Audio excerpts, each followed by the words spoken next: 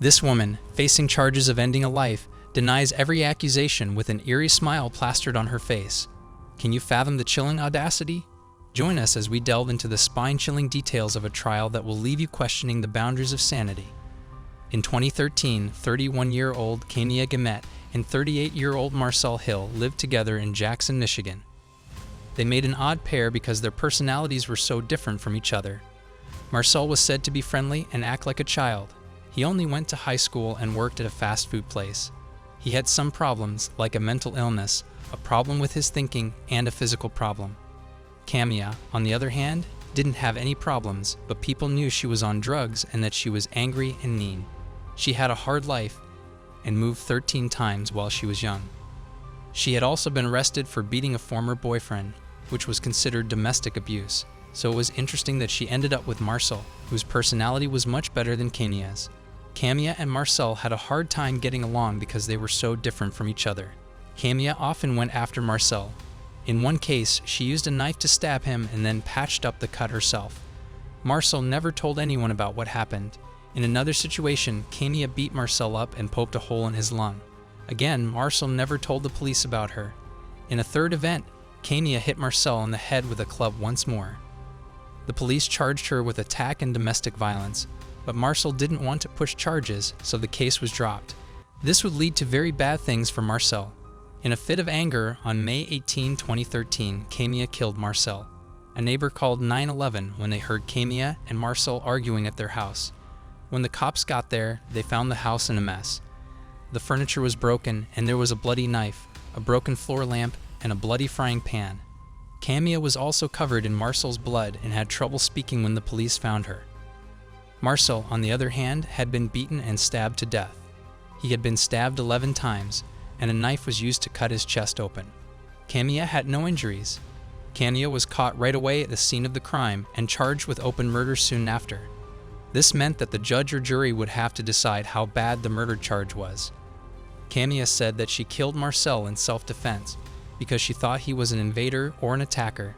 She said that she had been sleeping but woke up when she heard glass breaking. She couldn't see because it was completely dark in the house, so she got a floor lamp and started swinging it at the intruder.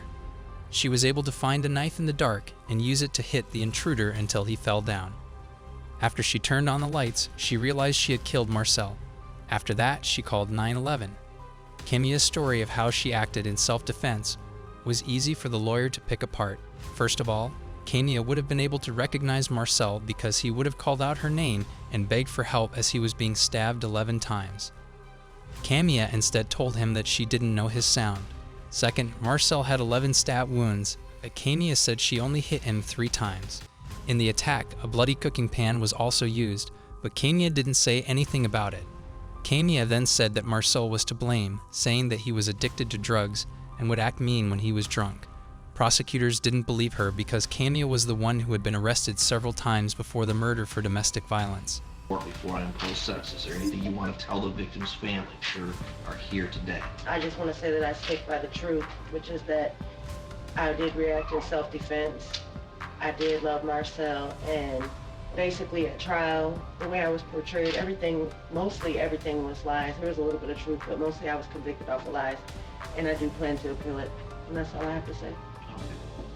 Judge John McBain did not agree. I have to say. Okay.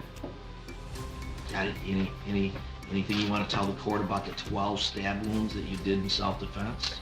The alleged 12 stab wounds? Well, I don't think the pathologist lied about those. No, I don't have anything further to say. Kania didn't act like she was sorry about killing Marcel in court. Kania rolled her eyes and laughed as Marcel's family read a letter to her in court. You did leave a big hole in our hearts and a void that will never be filled. You took the life of our sister's only child. You took a bloodline out of our family. And we hope that each and every day that you remember the cries of help that he screamed as you plunged that knife in and out of his body. So we, the family of Marcel, would like to thank God for the special gift that you will receive today from the judge. Just talk again, I'll have my court officer put a piece of duct tape in your mouth. You understand it? Try it one more time and see what happens to your mouth. Kania was eventually found guilty of first-degree murder by a jury, and she was given a term of life in jail without the chance of release. The judge who heard Kenya's case said that it was one of the most brutal killings he had ever seen. And you end up probably in some kind of domestic, ultimately hit him in the head so hard with a pan that you actually cave in the front of his skull, and then you stabbed him no less than 12 times. You know what? I was the only one in the courtroom that knew what kind of knife that was. And it was a big old long fillet knife.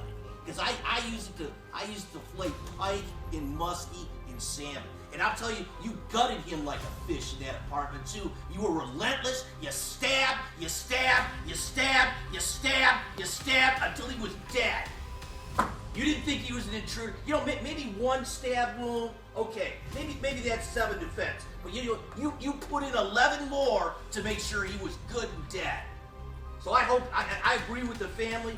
I hope you die in prison as well. You know, and if this was a death penalty state, you'd be getting the chair. You got 42 days to appeal my sentence. Think I've legally erred.